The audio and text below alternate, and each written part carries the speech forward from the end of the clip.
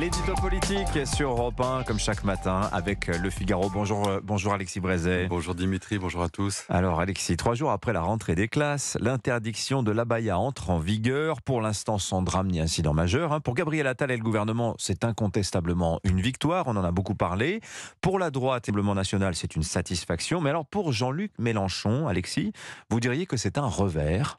Je dirais, Dimitri, que c'est beaucoup plus qu'un revers. C'est un naufrage moral doublé d'un désastre politique dont les conséquences seront lourdes, très lourdes. C'est peut-être le crépuscule du mélenchonisme qui se joue sous nos yeux. Sur le fond, c'est pas la peine d'insister.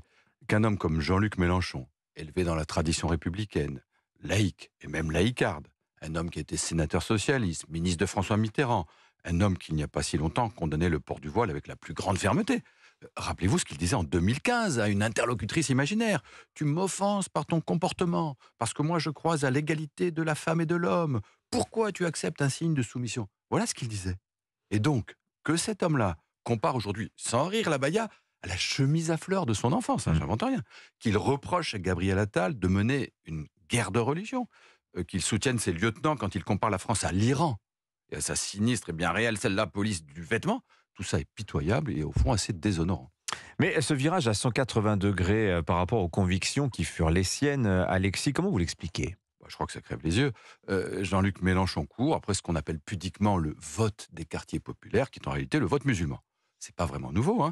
Une enquête réalisée par l'IFOP dans la foulée de la présidentielle de 2022 a montré que 69% des votants de confession musulmane avaient voté pour lui.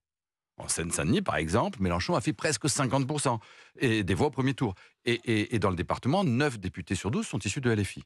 En 2027, il veut rééditer l'exploit et faire mieux encore.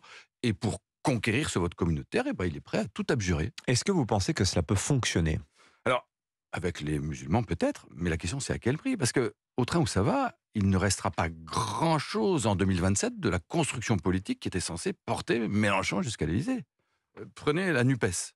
Après les polémiques sur le rappeur Medine, et alors qu'elle part, cette NUPES divisée européenne, elle semblait déjà pas bien solide.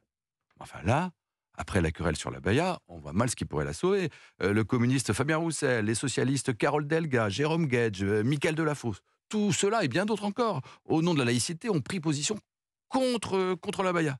Et vous les voyez demain soutenir une nouvelle aventure mélenchonienne, c'est plutôt mal parti.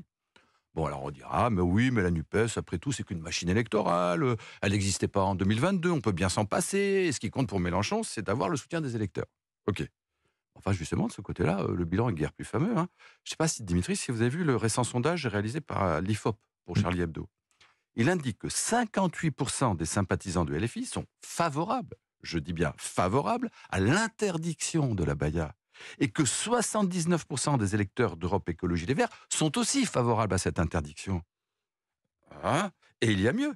Selon un autre sondage, réalisé par Via Voice pour Libération, celui-là, le RN est désormais considéré comme plus crédible, plus compétent, moins violent et moins dangereux que LFI.